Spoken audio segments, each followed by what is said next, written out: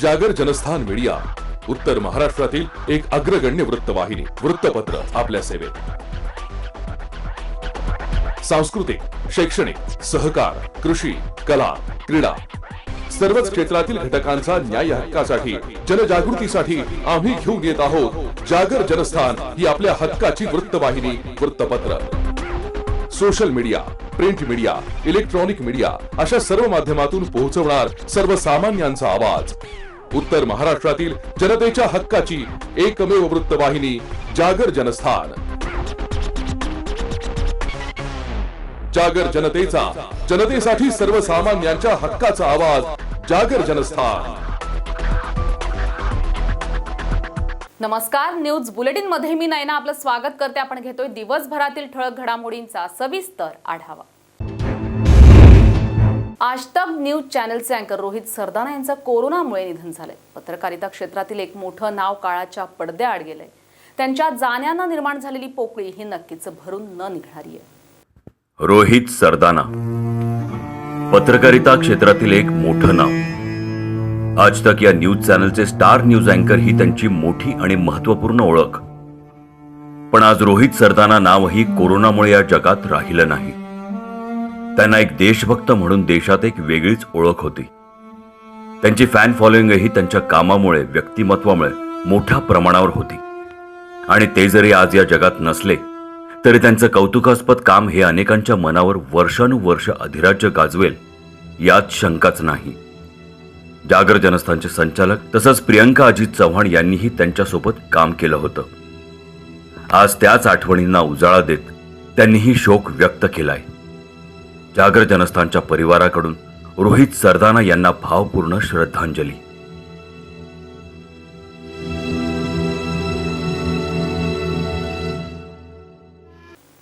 8 एप्रिलपासून गोंदिया शहरामध्ये उपचार घेत असलेल्या कोविड-19च्या रुग्णानं 29 एप्रिलला रुग्णालयाच्या 3ऱ्या माळ्यावरून उडी मारली होती. त्यात त्याला गंभीर दुखापत झाली होती.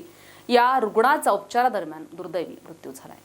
गोंदिया शहरात कोविड सेंटर म्हणून सेवा देणाऱ्या खासगी सहयोग हॉस्पिटलमध्ये अंगावर शहारे आणणारी धक्कादायक घटना घडली. कोविड-19 पीडित रुग्ण अर्जुन जाधव गेल्या 21 दिवसापासून सहयोग रुग्णालयात उपचार घेतोय. त्यानं हॉस्पिटलच्या 3ऱ्या माळ्यावरून उडी घेऊन आत्महत्येचा प्रयत्न केला. 29 एप्रिल रोजी दुपारी 2:10 हा प्रकार घडलाय. त्याची परिस्थिती गंभीर असल्यामुळे उपचार सुरू असताना अखेर त्याचा मृत्यू झाला. या घटनेची माहिती मिळताच रामनगर ठाण्याचे पोलीस निरीक्षक प्रमोद भोंगे यांनी घटनास्थळी धाव घेऊन तपास कार्य सुरू केले. जागर जनस्थानसाठी राजेश कुमार तायवाडे, गोंदिया. एकाच छताखाली लस घेता यावी यासाठी पिंपरी चिंचवड महापालिकेनं लसीकरण केंद्र सुरू केलंय. राज्यात दिव्यांगांसाठी विशेष केंद्र सुरू करणारी पिंपरी चिंचवड ही पहिली महापालिका ठरल्याचा दावा केला जातोय. पिंपरी चिंचवड शहरामध्ये दिव्यांगांसाठी विशेष लसीकरण केंद्र उभारण्यात आलंय. शहरात 45 वर्षांवरील 2145 दिव्यांगांची नोंद आतापर्यंत झाली आहे. या सर्वांना एकाच छताखाली लस घेता यावी यासाठी पालिकेनं हे केंद्र सुरू केलंय. राज्यात दिव्यांगांसाठी विशेष केंद्र सुरू करणारी पिंपरी चिंचवड ही पहिलीच महापालिका ठरल्याचा दावा केला जातो. रोटरी क्लबनं यासाठी जागा उपलब्ध करून दिली आहे. शिवाय प्रत्येक दिव्यांगाला केंद्रावर ने-आण करण्यासाठी वाहनांची देखील सोय करण्यात आली असल्याचं महापालिकेचे सहाय्यक आयुक्त अण्णा बोदडे यांनी म्हटलंय. ह्या नागरिकांना म्हणजे दिव्यांग जे नागरिक आहेत त्यांना घरापासून ने-आण करण्यासाठी वाहनाची व्यवस्था रोटरी क्लबने या ठिकाणी केलेली आहे. त्यांच्या चहापानाची व्यवस्था इथं केलेली आहे. आम्ही रॅम्पसह व्हीलचेअर आणि याची संपूर्ण व्यवस्था केलेली आहे. आणि त्याचबरोबर बसमध्ये आमचा एक अटेंडंट म्हणजे सोशल वर्कर हा त्या नागरिकाला पिकअप करण्यासाठी आणि ड्रॉप करण्यासाठी जातो आहे.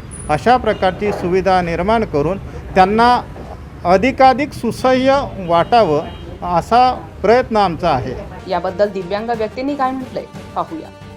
हे दिव्यांग व्यक्तींना कुठं जाता येत नाही तर खूप गरजेचं होतं. हे नगरपालिकेने सोय केली, नगरपालिकेचं अभिनंदन. त्या आनंदी आहात म्हणजे हो, एकदम लस घेतल्यावर खूप आनंद झाला. उलट म्हणजे संकटातून बाहेर पडल्यासारखं वाटायला लागलं. त्याच्यामुळं काय आम्ही 1-2 वेळा जाऊन तिथून वापस आलो. आणि आज आम्हाला इथं काल फोन आला, मॅडमकडून फोन केला आणि आपल्या नगरपालिकेकडून उचललेलं अतिशय महत्त्वाचं पाऊल आम्ही समजतो की आम्हाला फोन केला आणि वेळोवेळी अपंगासाठी जे आपली संस्था किंवा महानगरपालिका झटते हे अतिशय महत्त्वाचं आणि मोलाचं काम करीत आहे असं आम्ही समजतो. लसीकरण सुरू झालं तेव्हापासून सर्व दिव्यांगांना लागलेली प्रतीक्षा आज अखेर संपली आहे. जागर जनस्थानसाठी आकाश कानापुरम, पिंपरी चिंचवड. इकडे रुग्णाचा मृत्यू झाल्यानंतर कर्मचाऱ्यांनी खिशातून चक्क 35,000 रुपयांची चोरी केल्याचा प्रकार धुळ्यातील श्री गणेशा मल्टी स्पेशालिटी हॉस्पिटलमध्ये घडलाय. आरोग्य सुविधांअभावी रस्त्यावरच तडफडत जीव सोडणारे रुग्ण, जीवनावश्यक औषधांचा काळा बाजार या आणि अशा अनेक माणुसकीचं अधःपतन करणाऱ्या घटना येत्या काही दिवसांमध्ये घडल्या. यात आता आणखी एका घटनेची भर पडली. धुळ्यातील एका रुग्णालयात उपचाराधीन असलेल्या व्यक्तीचा मृत्यू झाल्यानंतर कर्मचाऱ्यांनी त्याच्या खिशातील पैसे चोरल्याचं समोर आलं. या घटनेमुळे माणुसकी खरंच संपली आहे की काय असा प्रश्न पुन्हा एकदा उद्भवला. धुळ्यातील श्री गणेशा मल्टी स्पेशालिटी दवाखान्यात हा प्रकार घडलाय. ही संपूर्ण घटना CCTVमध्ये कैद झाली. यात रुग्णालयातील एक कर्मचारी मृताच्या खिशातील पैसे काढताना दिसतो. मृतदेह नातेवाईकांकडे सोपवण्यापूर्वी तो व्यवस्थित पॅक करण्यात आला. रुग्णालयातील 4 तरुण कर्मचाऱ्यांनी हे काम केले. त्यावेळी या तरुणांनी मृतदेह ठेवण्यात आलेल्या बॅगेची चेन उघडून रुग्णाच्या खिशात असलेली रोकड काढली. त्यानंतर मृतदेह नातेवाईकांकडे सोपवण्यात आला. ही गोष्ट नातेवाईकांच्या लक्षात आल्यानंतर त्यांनी रुग्णालय प्रशासनाला याबद्दल कळवले.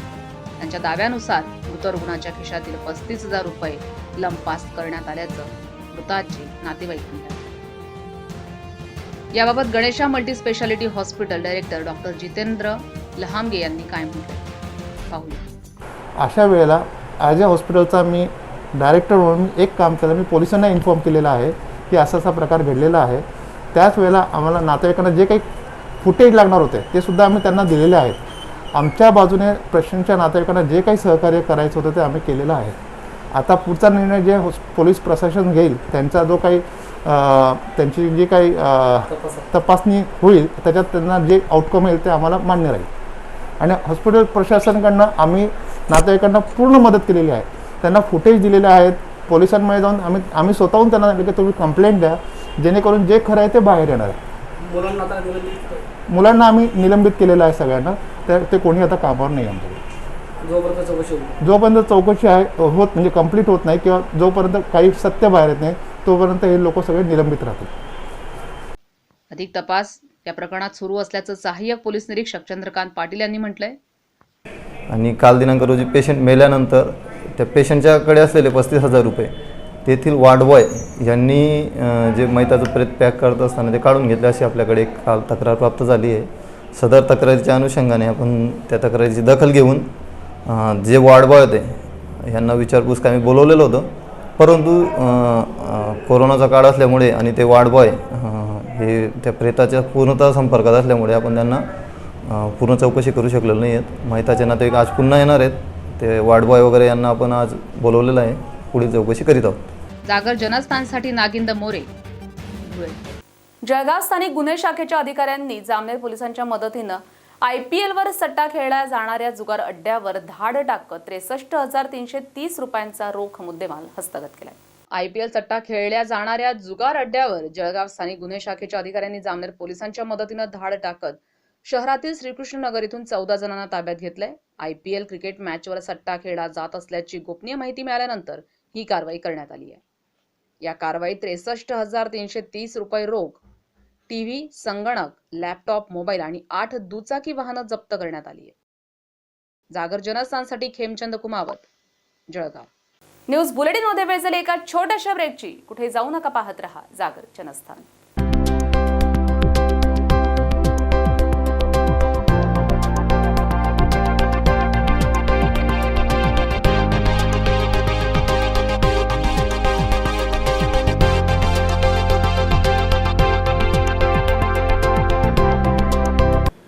आता आम्ही आलेलो आहोत नाशिकच्या मध्यवर्ती ठिकाणी, म्हणजेच अशोका मार्ग या ठिकाणी.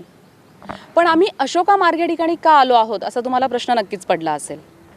तर नाशिककरांना, प्रत्येक नाशिककराचं घराचं स्वप्न आहे आणि त्या स्वप्नपूर्तीसाठी कार्डा कन्स्ट्रक्शन गेल्या कित्येक वर्षापासनं त्या स्वप्नपूर्तीसाठी मदत करतोय आणि अशोका मार्गला देखील कार्डा कन्स्ट्रक्शनची नवीन साईट उभी राहू पाहतीये. त्याच साईटची, त्याच प्रोजेक्टची माहिती घेण्यासाठी आम्ही इथे आलेलो आहोत. या साईटचं विशेष महत्त्व असं आहे की आज आपण इथे या नाशिकच्या मध्यवर्ती ठिकाणी उभं आहोत आणि इतकं विस्तृत असं हे मैदान आहे. साधारणतः नाही ना 5.5 एकरची ही जागा असेल आणि ह्या जागेमध्ये एक हरियांगण नावाची रेसिडेन्शियल सोसायटी, त्याचबरोबर हायस्ट्रीट शॉपिंग ॲव्हेन्यूसारखं एक मोठं शॉपिंग मॉल इथे तयार होणार आहे. दोन्ही प्रोजेक्ट हे एकत्रितपणे इथे स्टँड होणार आहे आणि ही इतकी सुवर्ण संधी नाशिककरांना उपलब्ध करून दिलेली आहे कार्डा कन्स्ट्रक्शननी. त्यासाठी त्यांचं खरंच कौतुक करावंसं वाटतं. म्हणजे ज्या पद्धतीने आपल्याला टेक्निकल टीमने सांगितलं की सिंगापूर बेसचा हा प्रोजेक्ट असणार आहे. हाय स्ट्रीट प्रोजेक्ट जो आहे तो नाशिकमध्ये प्रथमच कार्डा कन्स्ट्रक्शन आपल्यासाठी घेऊन येतो आहे आणि ही आपल्यासाठी खरंच खूप सुवर्ण संधी आहे. म्हणजे तसं बघायला गेलं तर नाशिकचे आत्ता नवीन उद्योजक असतील किंवा जे उद्योजक ज्यांचं ऑलरेडी कुठेतरी एक शॉप असेल, मात्र त्यांना ही सुवर्ण संधी आहे की आपण घरही एकाच ठिकाणी घेऊ शकतो, आपण आपलं शोरूमही एकाच ठिकाणी करू शकतो. आणि सगळ्यात महत्त्वाचं असं आहे नाही ना की ह्या सोसायटीचा जो फ्रंटेज मिळणार आहे तो डायरेक्ट फ्रंट आणि बॅक ह्याला 100 फुटाचा फ्रंटेज मिळणार आहे. ही इतकी चांगली आणि कौतुकास्पद गोष्ट आहे जी कार्डा कन्स्ट्रक्शनने आपल्याला उपलब्ध करून दिलेली आहे. आणि आज नाशिकच्या मध्यवर्ती ठिकाणी अशा जागेवरती इतक्या अत्यल्प दरामध्ये अशा गोष्टी ह्या पद्धतीचं उपलब्ध होणं ही खरंच आपल्या सगळ्यांसाठी खूप अभिमानाची गोष्ट आहे. आता पुढे आपला जो सॅम्पल फ्लॅट आहे त्याबद्दल आपल्या खरंच प्रेक्षकांना सांग. तर नाही ना, सॅम्पल फ्लॅटनंतर अतिशय एक महत्त्वाची गोष्ट मला तुला सांगावीशी वाटते की हायस्ट्रीट शॉपिंग ॲव्हेन्यूचा जो फ्रंटेज असणार आहे हा जवळपास 350 रनिंग मीटरपर्यंतचा असणार आहे. म्हणजे इतकी मोठी जागा आपल्या ग्राहकांना पार्किंगसाठी उपलब्ध होणार आहे. ओके, म्हणजे ज्या पद्धतीनं विस्तृत अशी पार्किंग ग्राहकांना मिळणार आहे त्याच पद्धतीनं गाळे आणि शोरूम्स देखील या ठिकाणी उपलब्ध आहेत. 140 स्क्वेअर फुटापासून तर 6000 स्क्वेअर फुटापर्यंतचे शोरूम या ठिकाणी हायस्ट्रीट ॲव्हेन्यूमध्ये नागरिकांना आणि नाशिककरांना उपलब्ध होणार आहेत. त्यामुळे नक्कीच नाशिकमधल्या नव उद्योजकांना आपला व्यवसाय वाढवण्यासाठी ही खूप मोठी सुवर्ण संधी कार्डा कन्स्ट्रक्शननं दिलेली आहे. त्यामुळे नाशिककरांनो, तुम्ही नक्कीच याचा विचार करावा असं आम्हाला वाटतंय.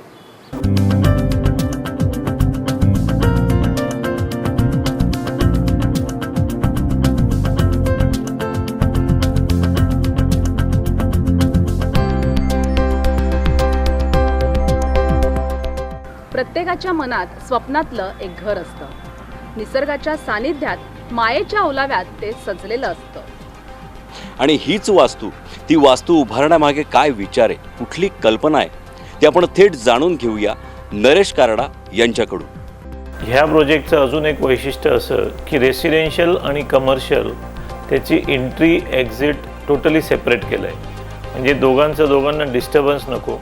आणि रेसिडेन्ससाठी club house, garden, gym, swimming pool हे सर्व सुखसोयी आम्ही त्या प्रोजेक्टमध्ये देत आहोत. साधारण ए आणि बी फेज मिळून 400च्या वर इथे फ्लॅट्स आम्ही बांधत आहोत.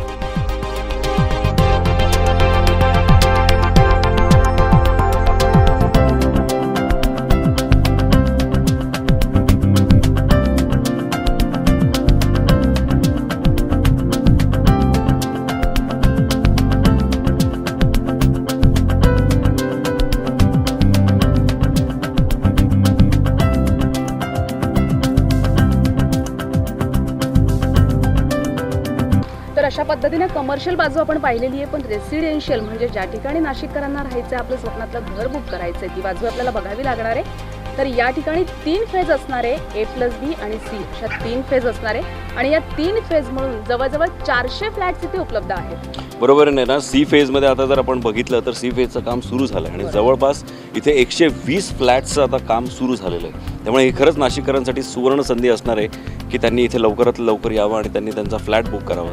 तर नाशिककरांनो, कार्डा कन्स्ट्रक्शनने तुम्हाला जी सुवर्ण संधी उपलब्ध करून दिलेली आहे, आपल्या स्वप्नातलं घर, आपल्या स्वप्नातला गाळा आणि आपल्या स्वप्नातलं शोरूम बुक करण्याची, तर लवकरच आमच्या म्हणण्यानुसार लवकरच तुम्ही कार्डा कन्स्ट्रक्शनच्या या साईडला भेट द्यावी आणि बुक करावी आपल्या स्वप्नातली वास्तू.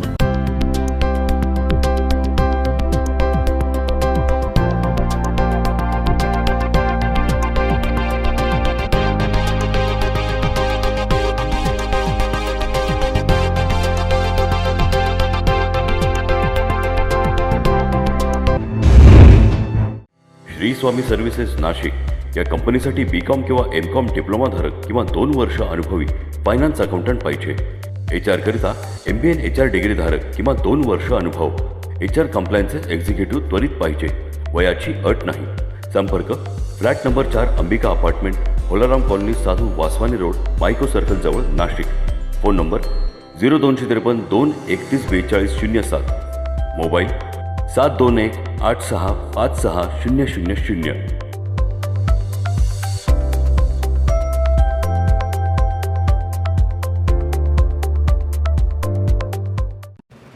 सुरक्षा आपली जबाबदारी. SSS सिक्युरिटी बाउन्सर्सची. आम्ही पुरवतो कॉर्पोरेट सेवा, औद्योगिक सेवा, वित्तीय संस्था, सुरक्षेसह अंगरक्षक, सशस्त्र रक्षक पुरवणारी विश्वासार्ह संस्था, back team support, well disciplinary uniform staff, train advisory unit. मुख्य कार्यालय 4 अंबिका अपार्टमेंट, साधू वासवानी मार्ग, होलाराम कॉलनी, नाशिक. 422 002. दूरध्वनी 0253 231 5052. गणेश 7218 65 600.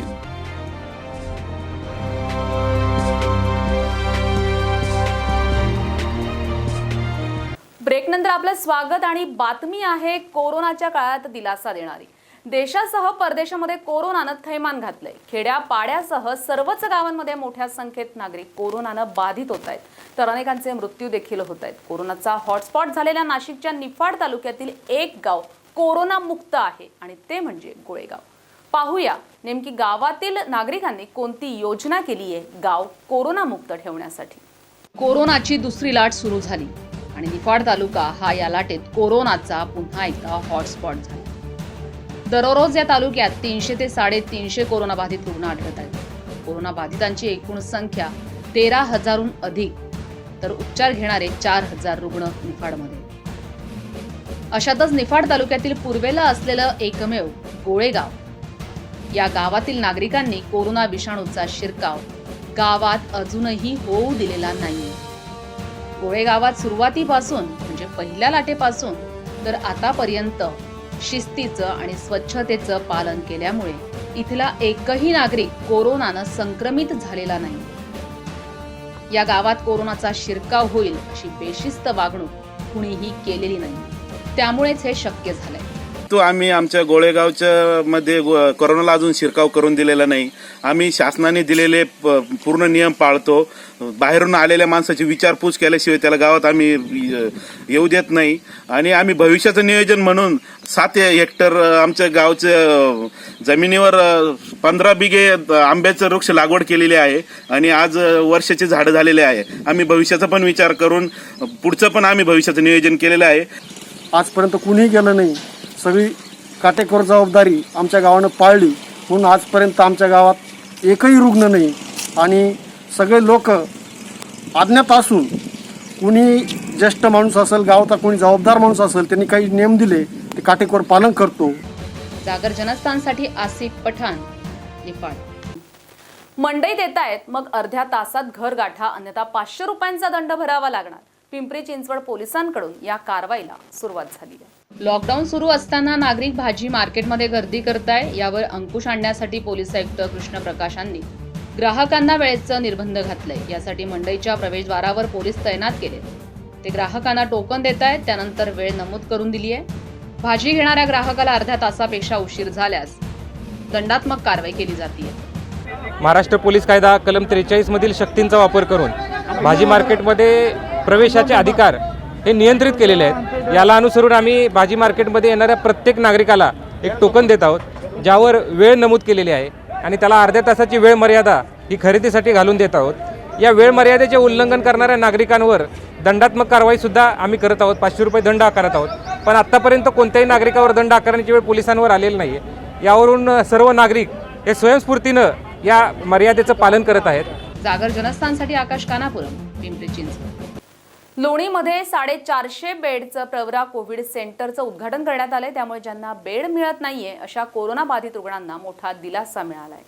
राहता तालुक्यातील लोणीमध्ये प्रवरा कोविड केअर सेंटरचं उद्घाटन राधाकृष्ण विखे पाटील यांच्या हस्ते करण्यात आलंय. लोणीमध्ये प्रथमच 450 बेडचं सेंटर सुरू झालं. रुग्णांना पूर्णपणे मोफत उपचार या ठिकाणी दिले जाणार आहेत. तसंच रुग्णांना जेवणाची व्यवस्था सुद्धा प्रवरा ग्रामीण एज्युकेशन सोसायटीच्या वतीनं करण्यात आली आहे. या कोविड सेंटरमध्ये महात्मा ज्योतिराव फुले योजनेअंतर्गत रुग्णांना लाभ दिला जाणार आहे. येत्या 4 ते 5 दिवसात ऑक्सिजन प्लांट देखील उभारण्यात येणार असल्याची माहिती राधाकृष्ण विखे पाटील यांनी दिली. जिल्ह्यात काही व्यवस्था नाही. पत्र लिहिल्याने मला आश्चर्य वाटतं की मंत्री का पत्र लिहितात. मंत्र्यांचं काम होतं ही पूर्तता करून घेण्याची. कोविडचं काय आज सुरू झालेलं संकट नव्हतं, तर आता लक्ष झालं 1 वर्षानंतर की जिल्ह्यामध्ये सुविधांचा अभाव आहे. मला वाटतं की फक्त फार्स करायचा आणि आपल्या स्वतःची आबरू झाकायची.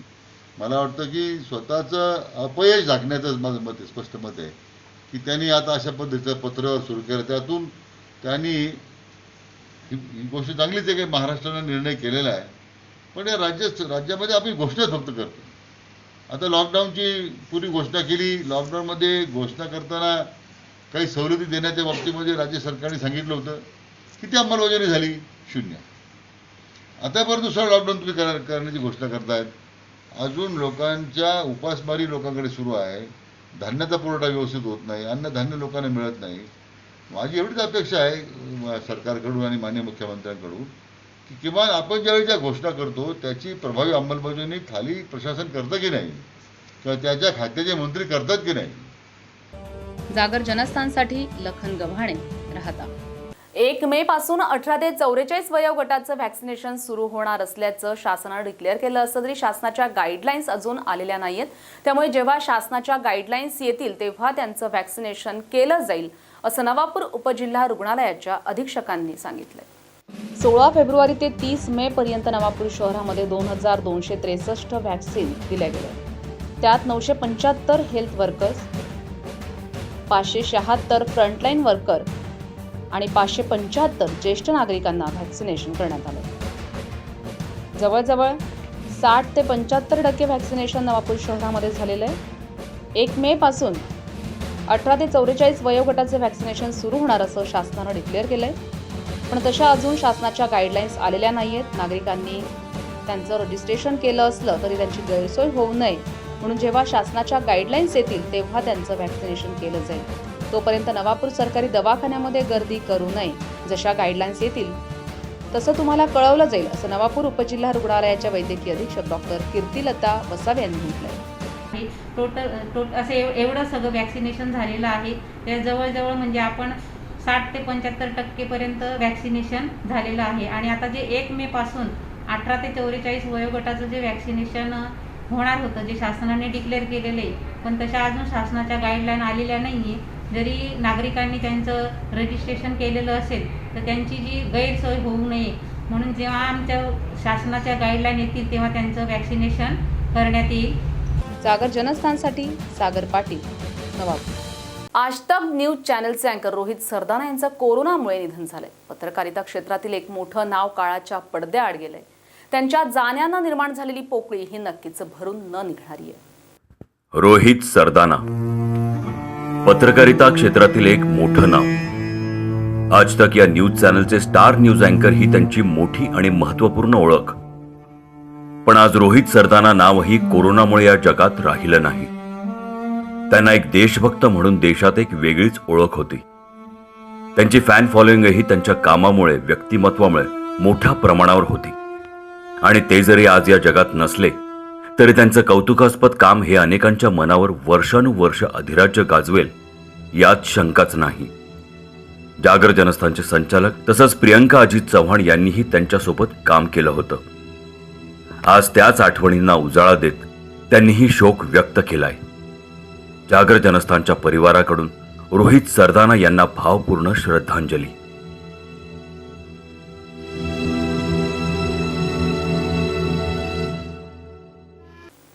8 एप्रिलपासून गोंदिया शहरामध्ये उपचार घेत असलेल्या कोविड-19च्या रुग्णानं 29 एप्रिलला रुग्णालयाच्या 3ऱ्या माळ्यावरून उडी मारली होती. त्यात त्याला गंभीर दुखापत झाली होती. या रुग्णाचा उपचारादरम्यान दुर्दैवी मृत्यू झालाय.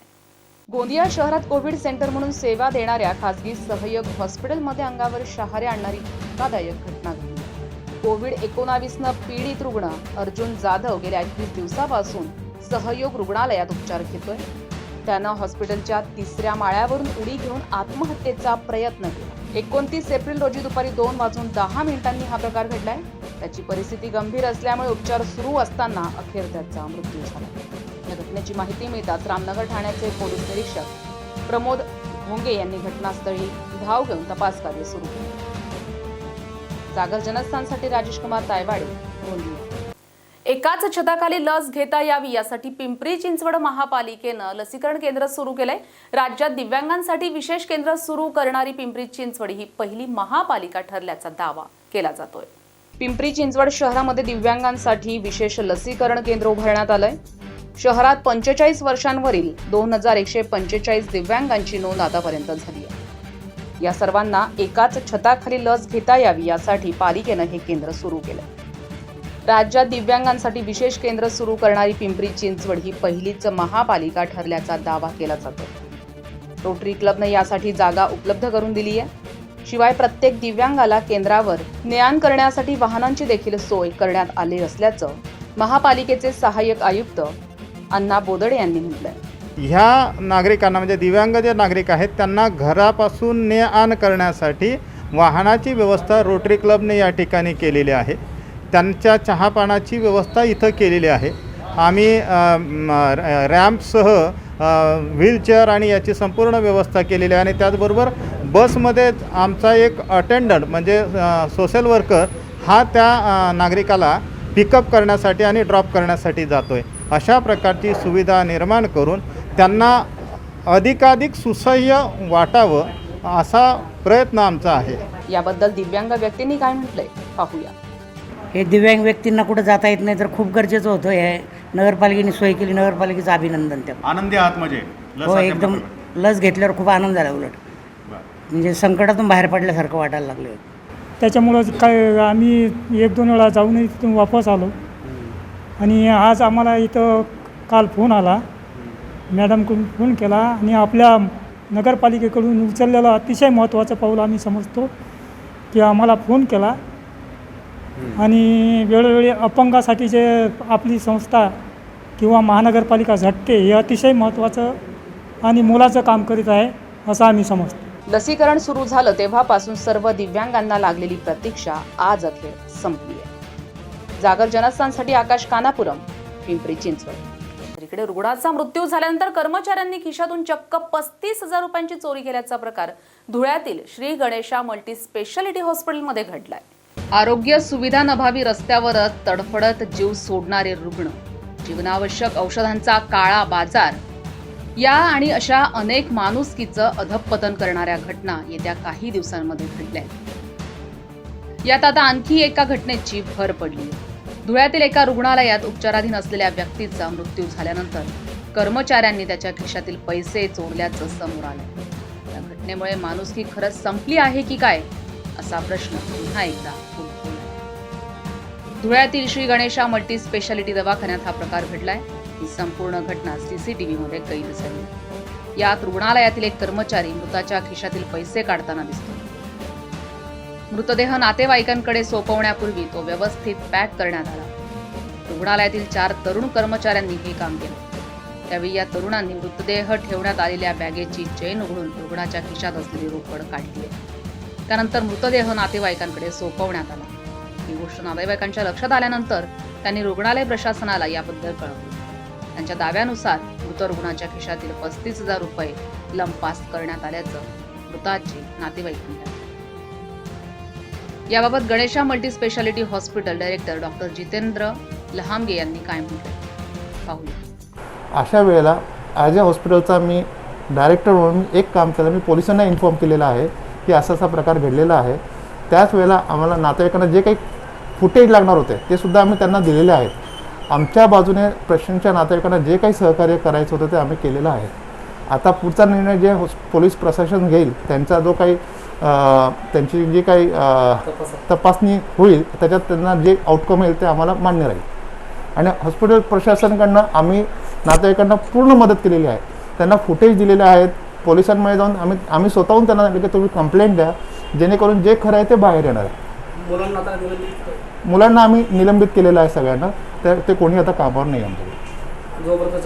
जोपर्यंत चौकशी आहे होत म्हणजे कंप्लीट होत नाही किंवा जोपर्यंत काही सत्य बाहेर येत नाही तोपर्यंत हे लोक सगळे निलंबित राहतील. अधिक तपास या प्रकरणात सुरू असल्याचं सहाय्यक पोलीस निरीक्षक चंद्रकांत पाटील यांनी म्हटलंय. आणि काल दिनांक रोजी पेशंट मेल्यानंतर त्या पेशंटच्याकडे असलेले 35,000 रुपये तेथील वार्ड बॉय यांनी जे मैताचं प्रेत पॅक करत असताना ते काढून घेतले अशी आपल्याकडे एक काल तक्रार प्राप्त झाली आहे. सदर तक्रारीच्या अनुषंगाने आपण त्या तक्रारीची दखल घेऊन जे वार्ड बॉय होते यांना विचारपूस आम्ही बोलवलेलं होतं, परंतु कोरोनाचा काळ असल्यामुळे आणि ते वार्ड बॉय हे त्या प्रेताच्या पूर्णतः संपर्कात असल्यामुळे आपण त्यांना पूर्ण चौकशी करू शकलेलो नाही आहेत. मैताचे नातेवाईक आज पुन्हा येणार आहेत. ते वार्ड बॉय वगैरे यांना आपण आज बोलवलेलं आहे, पुढील चौकशी करीत आहोत. जागर जनस्थानसाठी नागिंद मोरे, धुळे. जळगाव स्थानिक गुन्हे शाखेच्या अधिकाऱ्यांनी जामनेर पोलिसांच्या मदतीनं IPLवर सट्टा खेळल्या जाणाऱ्या जुगार अड्ड्यावर धाड टाकत 63,330 रुपयांचा रोख मुद्देमाल हस्तगत केलाय. IPL सट्टा खेळल्या जाणाऱ्या जुगार अड्ड्यावर जळगाव स्थानिक गुन्हे शाखेच्या अधिकाऱ्यांनी जामनेर पोलिसांच्या मदतीनं धाड टाकत शहरातील श्रीकृष्ण नगर इथून 14 जणांना ताब्यात घेतलंय. IPL क्रिकेट मॅचवर सट्टा खेळला जात असल्याची गोपनीय माहिती मिळाल्यानंतर ही कारवाई करण्यात आली आहे. या कारवाईत 63,330 रुपये रोख, टीव्ही, संगणक, लॅपटॉप, मोबाईल आणि 8 दुचाकी वाहनं जप्त करण्यात आली आहे. जागर जनस्थानसाठी खेमचंद कुमावत, जळगाव. न्यूज बुलेटिनमध्ये वेळ झाली एका छोट्याशा ब्रेकची. कुठे जाऊ नका, पाहत रहा जागर जनस्थान.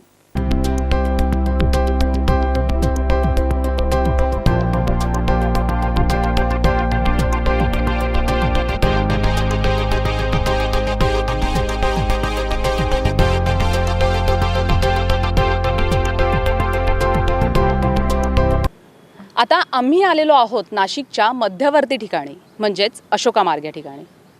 पण आम्ही अशोका मार्ग या ठिकाणी का आलो आहोत असा तुम्हाला प्रश्न नक्कीच पडला असेल.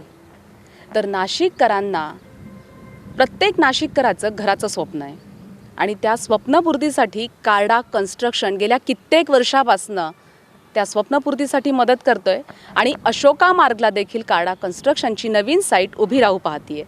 त्याच साईटची, त्याच प्रोजेक्टची माहिती घेण्यासाठी आम्ही इथे आलेलो आहोत.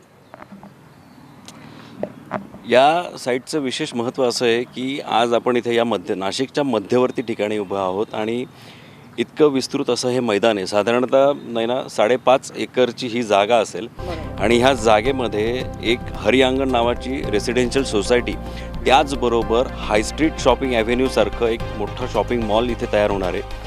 दोन्ही प्रोजेक्ट हे एकत्रितपणे इथे स्टँड होणार आहे आणि ही इतकी सुवर्ण संधी नाशिककरांना उपलब्ध करून दिलेली आहे कार्डा कन्स्ट्रक्शननी. त्यासाठी त्यांचं खरंच कौतुक करावंसं वाटतं.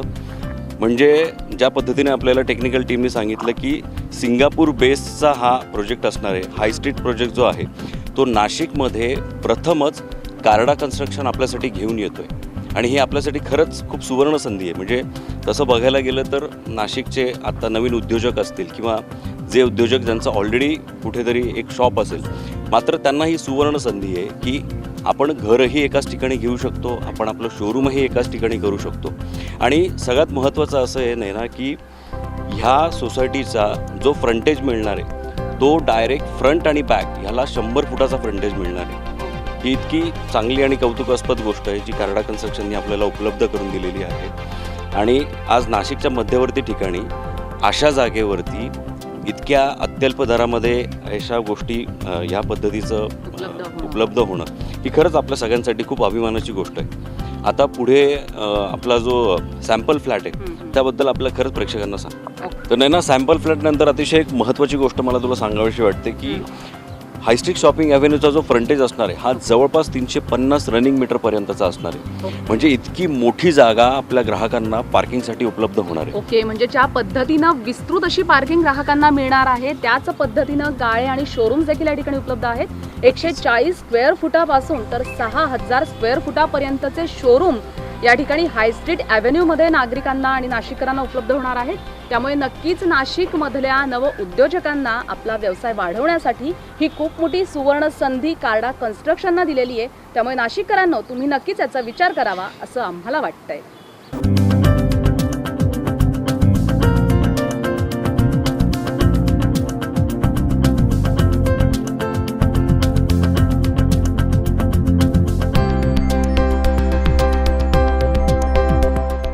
प्रत्येकाच्या मनात स्वप्नातलं एक घर असतं. निसर्गाच्या सानिध्यात मायेच्या ओलाव्यात ते सजलेलं असतं. आणि हीच वास्तू, ती वास्तू उभारण्यामागे काय विचार आहे, कुठली कल्पना आहे, ते आपण थेट जाणून घेऊया नरेश कारडा यांच्याकडून. ह्या प्रोजेक्टचं अजून एक वैशिष्ट्य असं की रेसिडेन्शियल आणि कमर्शियल त्याची एंट्री एक्झिट टोटली सेपरेट केलं आहे. म्हणजे दोघांना डिस्टर्बन्स नको आणि रेसिडेन्ससाठी club house, garden, gym, swimming pool हे सर्व सुखसोयी आम्ही त्या प्रोजेक्टमध्ये देत आहोत. साधारण ए आणि बी फेज मिळून 400च्या वर इथे फ्लॅट्स आम्ही बांधत आहोत.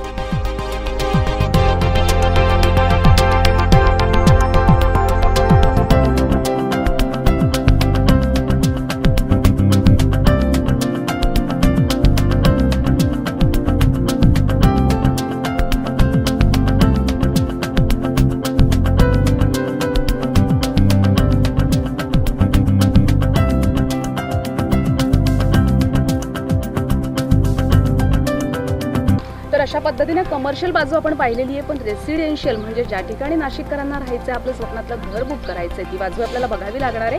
तर या ठिकाणी 3 फेज असणार आहे, A+B आणि C अशा 3 फेज असणार आहे आणि या 3 फेज म्हणून जवळजवळ 400 फ्लॅट्स इथे उपलब्ध आहेत. बरोबर आहे ना. सी फेजमध्ये आता जर आपण बघितलं तर सी फेजचं काम सुरू झालं आहे आणि जवळपास इथे 120 फ्लॅट्सचं आता काम सुरू झालेलं आहे. त्यामुळे ही खरंच नाशिककरांसाठी सुवर्ण संधी असणार आहे की त्यांनी इथे लवकरात लवकर यावं आणि त्यांनी त्यांचा फ्लॅट बुक करावा. तर नाशिककरांनो, कारडा कन्स्ट्रक्शनने तुम्हाला जी सुवर्ण संधी उपलब्ध करून दिलेली आहे, आपल्या स्वप्नातलं घर, आपल्या स्वप्नातला गाळा आणि आपल्या स्वप्नातलं शोरूम बुक करण्याची, तर लवकरच आमच्या म्हणण्यानुसार लवकरच तुम्ही कारडा कन्स्ट्रक्शनच्या या साईटला भेट द्यावी आणि बुक करावी आपल्या स्वप्नातली वास्तू.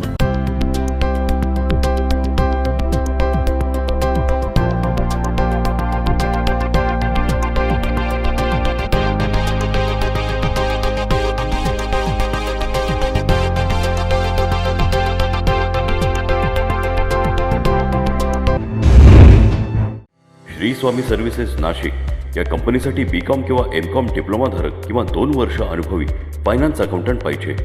HR करिता MBA HR डिग्री धारक किंवा 2 वर्ष अनुभव. HR कंप्लायन्सेस एक्झिक्युटिव्ह त्वरित पाहिजे. वयाची अट नाही. संपर्क flat number 4 Ambika apartment, Holaram colony, साधू वासवानी रोड, मायको सर्कल जवळ, नाशिक. Phone number 0253 231 42 07. मोबाईल 721 86 56 000.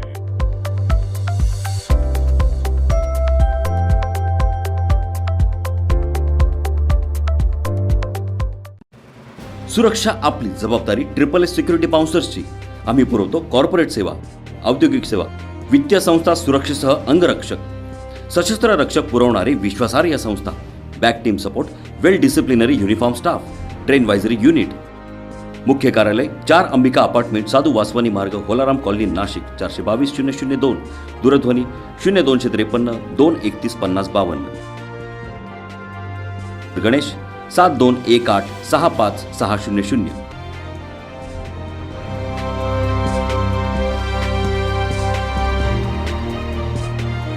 ब्रेकनंतर आपलं स्वागत आणि बातमी आहे कोरोनाच्या काळात दिलासा देणारी. देशासह परदेशामध्ये कोरोनानं थैमान घातलंय. खेड्या पाड्यासह सर्वच गावांमध्ये मोठ्या संख्येत नागरिक कोरोनानं बाधित होत आहेत, तर अनेकांचे मृत्यू देखील होत आहेत. कोरोनाचा हॉटस्पॉट झालेल्या नाशिकच्या निफाड तालुक्यातील एक गाव कोरोना मुक्त आहे आणि ते म्हणजे गोळेगाव. पाहूया नेमकी गावातील नागरिकांनी कोणती योजना केली आहे गाव कोरोना मुक्त ठेवण्यासाठी. कोरोनाची दुसरी लाट सुरू झाली आणि निफाड तालुका हा या लाटेत कोरोनाचा पुन्हा एकदा हॉटस्पॉट झाला. दररोज या तालुक्यात 300 ते 350 कोरोनाबाधित रुग्ण आढळत आहेत. कोरोनाबाधितांची एकूण संख्या 13,000हून अधिक, तर उपचार घेणारे 4,000 रुग्ण निफाडमध्ये. अशातच निफाड तालुक्यातील पूर्वेला असलेलं एकमेव गोळेगाव, या गावातील नागरिकांनी कोरोना विषाणूचा शिरकाव गावात अजूनही होऊ दिलेला नाही. गोळेगावात सुरुवातीपासून म्हणजे पहिल्या लाटेपासून तर आतापर्यंत शिस्तीचं आणि स्वच्छतेचं पालन केल्यामुळे इथला एकही नागरिक कोरोनानं संक्रमित झालेला नाही. या गावात कोरोनाचा शिरकाव होईल अशी बेशिस्त वागणूक कुणीही केलेली नाही. त्यामुळेच हे शक्य झालंय.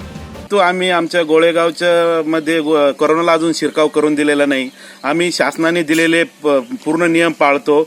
बाहेरून आलेल्या माणसाची विचारपूस केल्याशिवाय त्याला गावात आम्ही येऊ देत नाही. आणि आम्ही भविष्याचं नियोजन म्हणून 7 हेक्टर आमच्या गावच्या जमिनीवर 15 बिघे आंब्याचं वृक्ष लागवड केलेली आहे आणि आज वर्षाचे झाडं झालेले आहे. आम्ही भविष्याचा पण विचार करून पुढचं पण आम्ही भविष्याचं नियोजन केलेलं आहे. आजपर्यंत कुणीही गेलं नाही.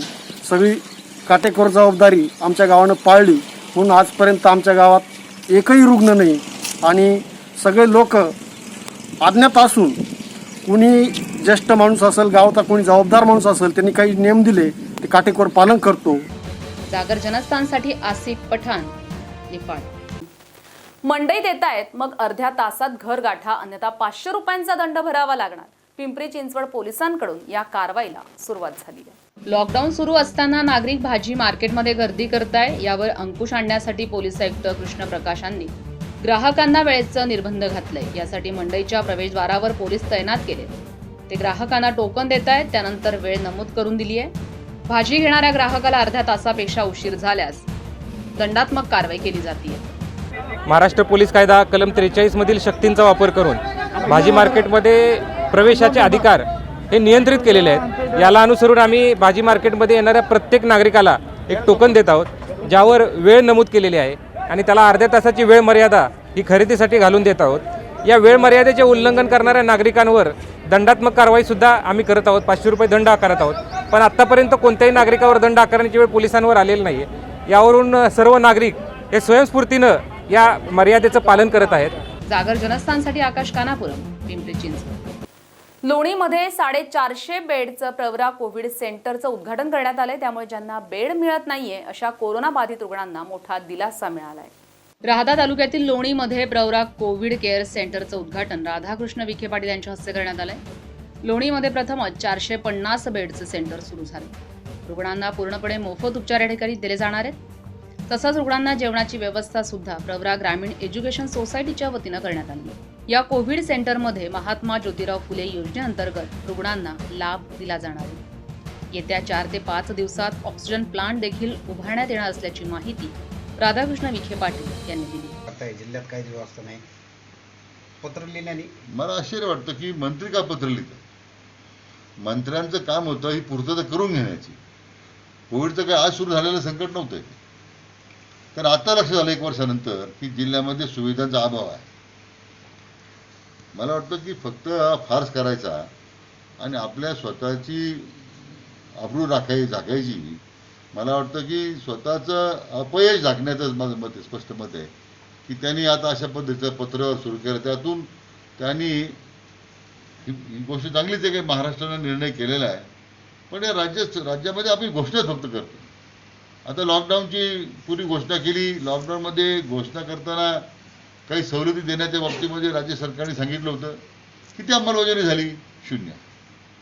आता परत दुसरा लॉकडाऊन तुम्ही करण्याची घोषणा करतायत. अजून लोकांच्या उपासमारी लोकांकडे सुरू आहे. धान्याचा पुरवठा व्यवस्थित होत नाही. अन्नधान्य लोकांना मिळत नाही.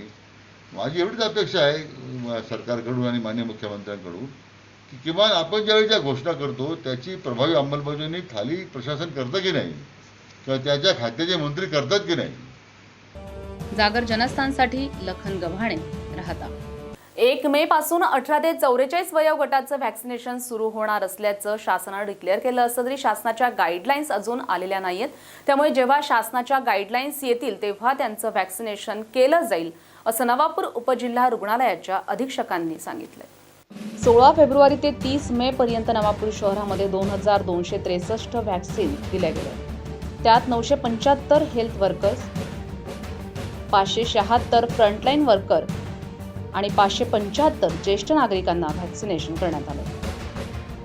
जवळजवळ 60 ते 75% व्हॅक्सिनेशन नवापूर शहरामध्ये झालेलं आहे. 1 मे पासून 18 ते 44 वयोगटाचे व्हॅक्सिनेशन सुरू होणार असं शासनानं डिक्लेअर केलंय.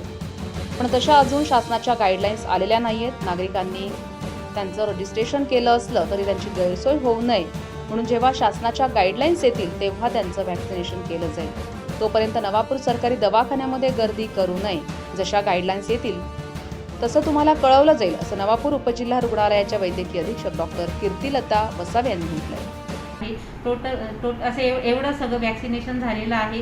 त्या जवळजवळ म्हणजे आपण 60 ते 75% वॅक्सिनेशन झालेलं आहे. आणि आता जे 1 मे पासून 18 ते 44 वयोगटाचं जे वॅक्सिनेशन होणार होतं, जे शासनाने डिक्लेअर केलेलं आहे, पण तशा अजून शासनाच्या गाईडलाईन आलेल्या नाही आहे. जरी नागरिकांनी त्यांचं रजिस्ट्रेशन केलेलं असेल तर त्यांची जी गैरसोय होऊ नये म्हणून जेव्हा आमच्या शासनाच्या गाईडलाईन येतील तेव्हा त्यांचं वॅक्सिनेशन करण्यात येईल.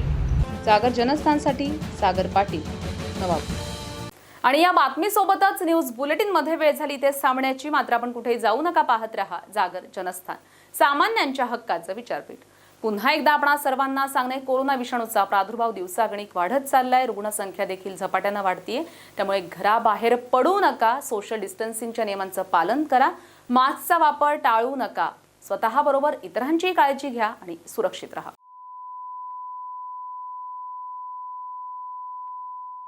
जागर जनस्थान मीडिया, उत्तर महाराष्ट्रातील एक अग्रगण्य वृत्तवाहिनी, वृत्तपत्र आपल्या सेवेत. सांस्कृतिक, शैक्षणिक, सहकार, कृषी, कला, क्रीडा सर्वच क्षेत्रातील घटकांचा न्याय हक्कासाठी, जनजागृतीसाठी आम्ही घेऊन येत आहोत जागर जनस्थान ही आपल्या हक्काची वृत्तवाहिनी, वृत्तपत्र. Social media, print media, electronic media अशा सर्व माध्यमातून पोहोचवणार सर्वसामान्यांचा आवाज. उत्तर महाराष्ट्रातील जनतेच्या हक्काची एकमेव वृत्तवाहिनी जागर जनस्थान. जागर जनतेचा, जनतेसाठी सर्वसामान्यांच्या हक्काचा आवाज, जागर जनस्थान. नमस्कार. जागर जनस्थानच्या जागर कट्ट्यावर मी सुनील शिंदे आपलं पुन्हा स्वागत करतो. मित्रांनो, आरोग्य हा विषय आपल्या आयुष्यात खूप महत्त्वाचा आहे. मात्र आजचं आयुष्य जर बघितलं तर ते इतकं फास्ट झालं आहे आणि आपली लाईफस्टाईल ही इतकी वेगळी झाली, त्याचा परिणाम आपल्या आरोग्यावर खूप होत असतो आणि अनेकदा आपण तो दुर्लक्षित करत असतो. असाच एक आरोग्याचा विषय घेऊन आज आपण आपल्या जागर कट्ट्यावरती डॉक्टर शिवराज मुळीक यांना आमंत्रित केलेलं आहे. ते गेल्या 54 वर्षापासून आई स्पेशलिस्टचं काम करतात. कसा आहे त्यांचा प्रवास, कुठल्या पद्धतीने त्यांनी आज लोकांपर्यंत त्यांची सेवा पोहोचवली, आपण त्यांच्याकडूनच जाणून घेऊया. मात्र सर्वप्रथम जागर कट्ट्यावर आपण त्यांचं स्वागत करूया. डॉक्टर साहेब, जागर कट्ट्यामध्ये आपलं हार्दिक स्वागत. नमस्कार. नमस्कार. डॉक्टर साहेब, आता ताईंनी सांगितल्याप्रमाणे आज त्या क्लिनिकला 54 इयर्स झाली. नेमका हा प्रवास कसा होता, कुठल्या पद्धतीने सुरुवात झाली? आता डॉक्टरी पेशा म्हटलं तर त्यात अनेक वेगवेगळे ब्रांचेस ओपन होतात. हार्ट सर्जन असतात, अजून न्यूरोसर्जन्स असतात. मात्र आय स्पेशलिस्ट म्हणून आपण लोकांपर्यंत पोहोचावं, लोकांची सेवा करावी, काय विचार होता? माझे वडील ह्या एरियातले सगळ्यात पहिले MS ऑफ्थल्मॉलॉजिस्ट होते. आधी ट्रेनिंग घेऊन झालेले ऑफ्थल्मॉलॉजिस्ट खूप यायचे, पण first qualified ophthalmologist from Nagpur medical college, government medical college, ते आलेत आणि त्यांनी इथे प्रॅक्टिस सुरू केली जळगावला. त्याच्यानंतर 1991मध्ये मी त्यांना जॉईन केलं ॲज अ MS ऑफ्थल्मॉलॉजिस्ट आणि मग पुढचा प्रवास सुरू झाला. तेव्हापासनं पहिल्या वर्षीच आम्ही सगळ्यात नवीन टेक्नॉलॉजी आणली, म्हणजे फेको इमल्सिफिकेशन, ज्याच्यानी जे जुनी मोतीबिंदू शस्त्रक्रिया होती, ज्याला टाके असायचे, 7 दिवस दवाखान्यात राहावं लागायचं, ते बंद होऊन बिना टाक्याची शस्त्रक्रिया, ज्याच्यानी शस्त्रक्रिया झालेल्याच दिवशी पेशंट डिस्चार्ज होऊन दुसऱ्या दिवशी कामावर लागू शकायचा. तर तो एक मोठा बदल होता शस्त्रक्रियेत, मोतीबिंदू शस्त्रक्रियेत, आणि त्यामुळे लोकांना वर्किंग आवर्स लवकर रिगेन करता यायला लागले आणि त्याच्यामुळे एक मोठी क्रांती झाली. नंतर काही वर्षांनी विदिन 3 इयर्स आम्ही ह्या ठिकाणी रेटिनाचं ट्रीटमेंट नव्हतं होत, तर पहिला रेटिनाचा लेझर आणला. रेटिनाच्या लेझरनी जे डायबेटिक पेशंट्स असतात, मधुमेही असतात, त्यांच्या पडद्यावर जे रक्त येतं ते गोठवण्यासाठी लेझरचा उपचार सुरू केला. त्याच्यामुळे त्यांना मुंबई, पुणे वगैरे जाण्याची गरज भासू नाही लागली.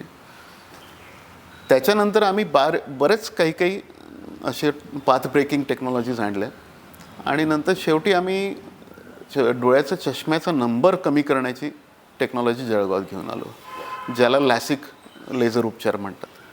त्याच्याने बडिंग टेक्नॉलॉजिस्ट किंवा आर्मी, नेव्ही, मग जे एंटरटेनमेंटमध्ये आहेत, ज्यांना कॉस्मेटिक पर्पजसाठी गरज भासतं त्याची, आणि दुसरं म्हणजे आपलं कॉमन म्हणजे लग्नासाठी मुलींसाठी, लग्नाच्या दृष्टीने मुलींना चष्मा नको असतो, तर त्यांचा चष्मा दूर करण्याची आम्ही टेक्नॉलॉजी आणली. ही बरीच खर्चिक आणि म्हणजे इक्विपमेंट फार खर्चिक आहे. त्यामुळे जळगावसाठी सारख्या ठिकाणी ते युटिलाइज करणं आमच्यासाठी जरा एक चॅलेंजिंग जॉब होता.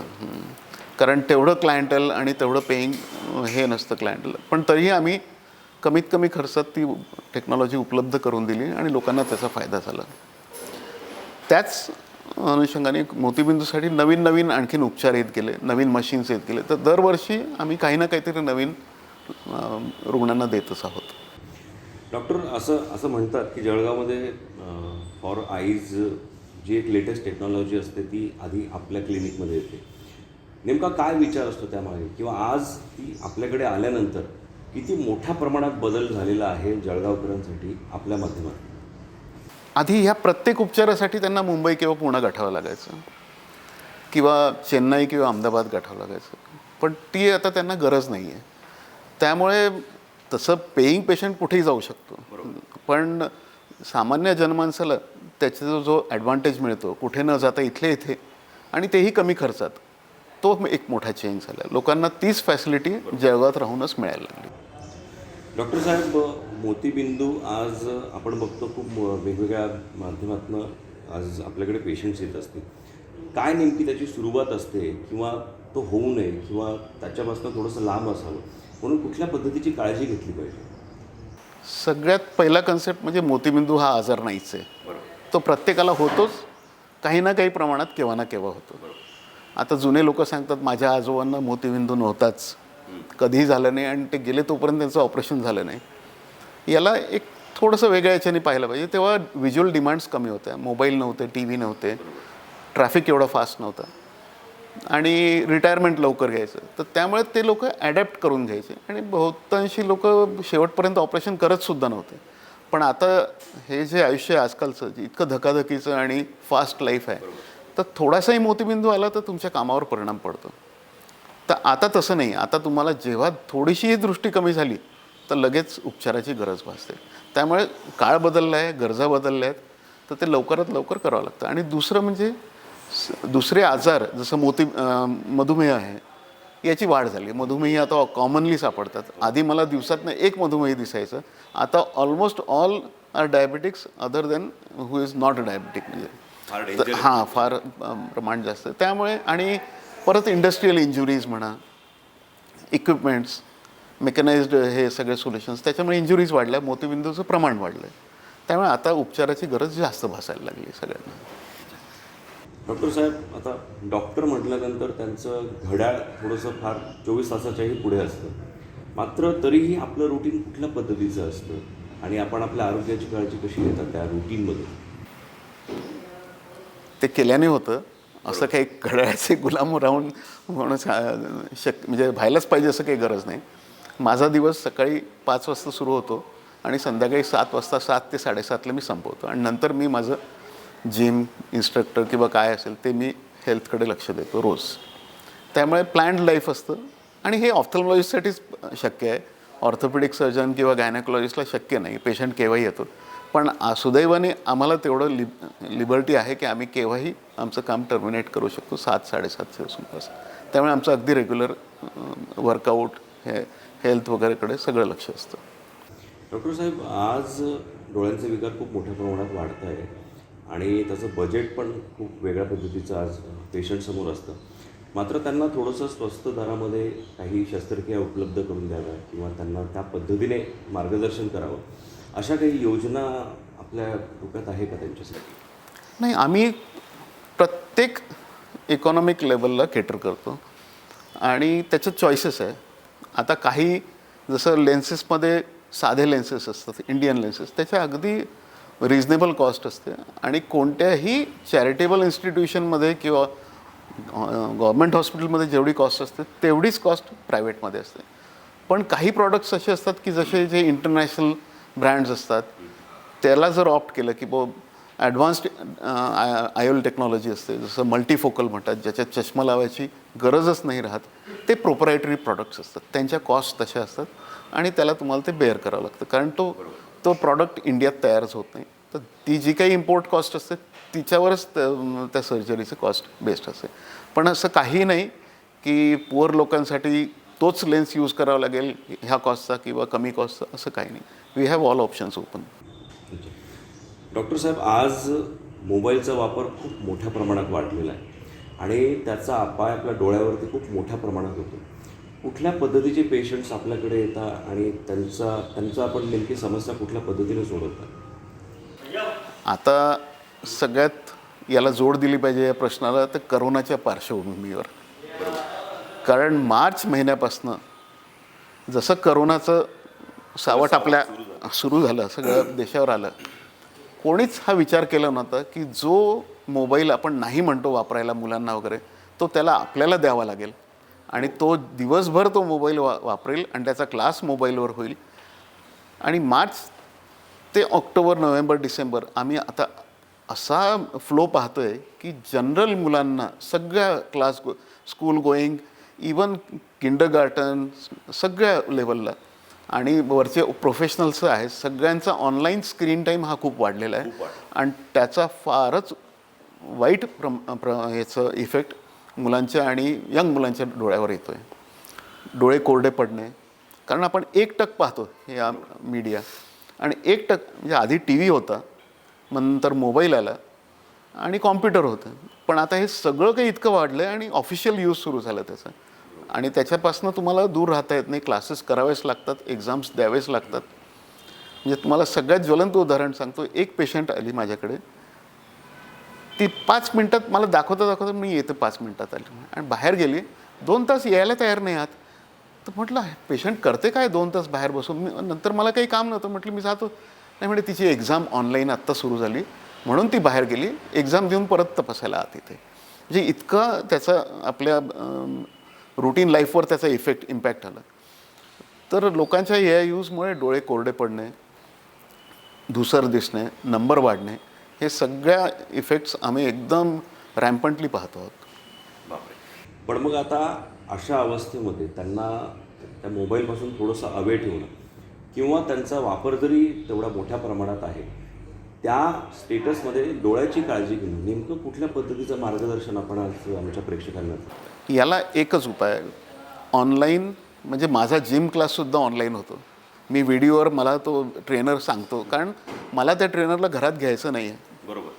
पण ऑनलाईन हे आपलं आता अविभाज्य घटक बनलेलं आहे आपलं. It is part of our life. तर आपल्याला त्याच्यातनं स्मार्ट वेज शोधून काढायचे की दर 20 मिनिटांनी 20 सेकंद रेस्ट घ्यायची. 20 सेकंद फार लांब असतात. If you count it on a clock, 20 second डोळे बंद ठेवायचे, परत मग काम सुरू करायचं. एवढा सोपा उपाय केला तर तुमचा 1/4 त्रास कमी होईल. तरी ओव्हरयूज आहेच, तर मग सप्लिमेंटेशन, डोळ्यात डोळे ओले ठेवण्यासाठी जे लुब्रिकंट्स म्हणतो त्याचा वापर तुम्हाला करावाच लागेल. ह्या 2च गोष्टी केल्या आणि प्रॉपर अंतर. तिसरं म्हणजे प्रॉपर अंतर. खूप जवळ ठेवणे मोबाईल किंवा झोपून मोबाईल बघत बसणे किंवा अंधारात मोबाईल चालू ठेवून बघणे, ह्या 3 गोष्टी तर टाळल्याच पाहिजे. अंधारात रात्री मोबाईल आणि मिनिमम यूज ऑफ मोबाईल. एका वेळेस कोणत्या तरी एक वेळ ठरवून घ्यायची, याच्यानंतर मोबाईल किंवा टी व्ही किंवा कॉम्प्युटर मी वापरणार नाही. तेवढं केलं तरी युटिलिटी कमी होऊ शकते. डॉक्टर, आरोग्याच्या माध्यमातून आज आपण अनेक पेशंट्सपर्यंत पोहोचता आहात. आपला आवाका खूप वाढतोय, तरीसुद्धा एक डॉक्टर म्हणून आणि आपल्या क्लिनिकला घेऊन नेमकं काय विजन आपण आता समोर भविष्याच्या दृष्टीने पाहता आहात? आत्तापर्यंत असं होतं की जी टेक्नॉलॉजी येईल ती अवेलेबल करून देणे हा मेन एम होता. Sustainable technology, state of art technology देणे हा एम होता. पण आता करोनाच्या पार्श्वभूमीवर आता अफोर्डेबिलिटी पण पाहावी लागेल. कारण लोकांना नुसतं टेक्नॉलॉजी देणे आणि त्याची कॉस्ट बेअर करायला लावणे आता योग्य नाही. आता हा एम राहील. आमचा एम थोडासा चेंज झाला आहे. We want to give affordable technology आणि in view of any pandemic in future ती सस्टेनेबल पण व्हायला पाहिजे आणि लोकांच्यावर त्याचं बर्डन नको व्हायला, त्याचा भार नको पडायला ते टेक्नॉलॉजीचा.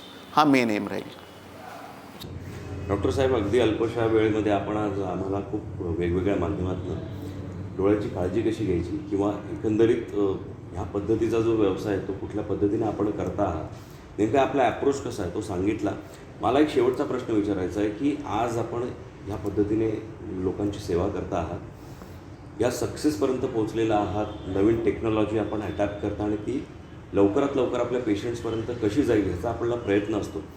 मात्र ह्या सक्सेसचं श्रेय आपण कोणाला द्यायला? अर्थातच माझ्या पत्नीला, कारण तिने प्रत्येक वेळेस जे नवीन ॲडॅप्टेशनचा फेज असतो, म्हणजे जो आपण ॲडॅप्ट करायला जी टाईम एफर्ट्स वगैरे लागतात, त्याच्यात तिचा सगळ्यात मोठा वाटा आहे आणि तोच फार महत्त्वाचा असतो ॲज अ सपोर्ट.